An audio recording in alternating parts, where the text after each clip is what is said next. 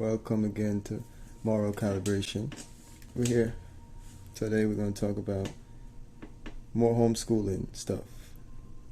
Yeah, last time we spoke about one of the biggest questions we get in homeschooling in regards to the children's social advancement and social achievements and their social well-being and their social behavior and overall just their social personality that a homeschooling child gets. We spoke about that last time. Check out the other video if you didn't see that yet, and definitely comment.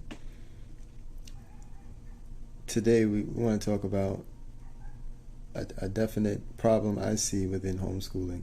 That could be a problem, a legit problem in homeschooling.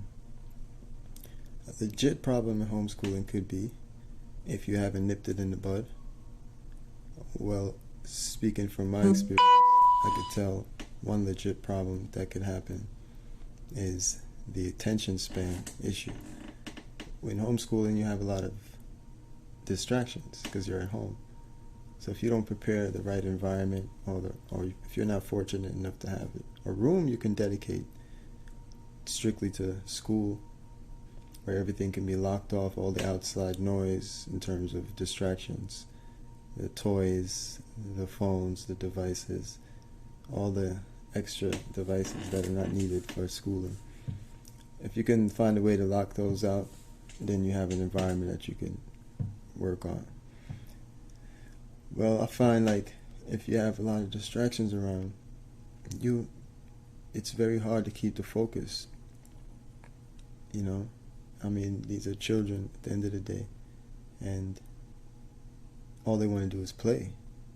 So you have to find a way to make sure, they separate that. And that can't just be done in the mind overnight by just telling a child and enforcing that every day.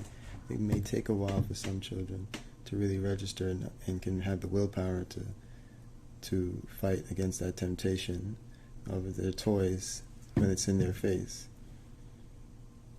So if you don't have another room that you can create a school environment in, then you can create a certain section within an area of your space. Create a certain section that this is the school area. One of the positive things, or one of the benefits of homeschooling, is you're not stuck in a classroom style chair and environment. You're not stuck in that type of cubicle form. You have the flexibility to sit on the couch with your tablet or your paperwork, or sit somewhere else, sit on the floor, with your legs on pillows, But with that type of power, there's always another side to that coin, right? It's responsibility.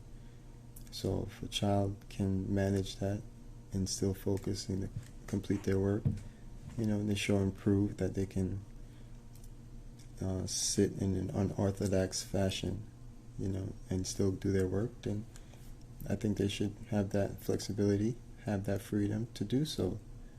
But if they can't focus in, if it becomes too lackadaisical, then I definitely think they should be off in a specific area where they can focus in and know that this is the cutoff point. This is where, all the other toys and everything else don't exist. They can't enter into this zone. It's locked off. So that's one of the biggest challenges I see. So for all those new homeschoolers or those looking to possibly make the transition to homeschooling, definitely try to pay attention to that first. One of the first things you should pay attention to is definitely see how you can create that space. Don't underestimate the space and think, oh, this is sufficient.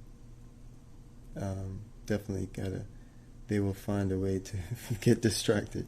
So it's our duty to create a focused environment that's conducive to them wanting to learn. It's already a challenge. Sometimes it can be a challenge to get them to do things they don't want to do.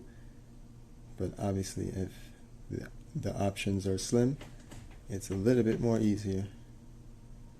So definitely give thanks for listening. Appreciate the listening. Appreciate absorbing. Appreciate the feedback, of course. like and subscribe. If you haven't subscribed, make sure you do so, please. Appreciate it. Like and subscribe. I appreciate it. Once again, thank you for the attenuation, moral calibration.